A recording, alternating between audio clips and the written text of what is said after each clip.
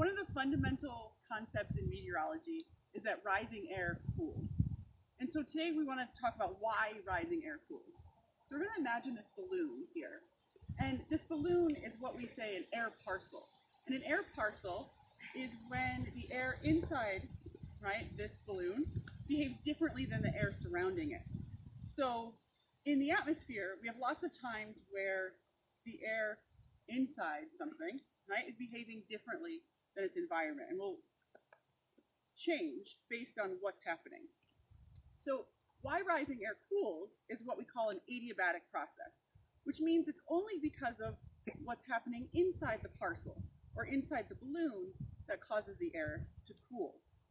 So if we think about this balloon here at the surface, it is in equilibrium with the surrounding pressure, right?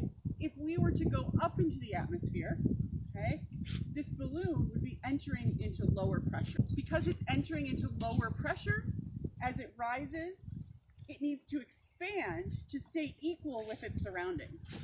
So the expanding balloon, right, the air molecules inside this balloon, in order to expand, need to do work, right?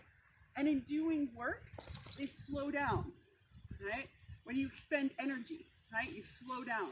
So they slow down to do this work of expanding the balloon. And remember, temperature is a measure of the speed of the molecules. So temperature drops. So as air rises in a parcel, we say that it cools, right? So rising air cools, and eventually if we cool enough, we'll cool to the dew point temperature and we'll reach condensation, okay? So I hope this helped explain the process of why rising air cools and that it's an adiabatic process. And remember, everything in nature loves balance. So if we're cooling as we rise, as we sink back to the surface, right, we go back to that small balloon, we would warm by compression.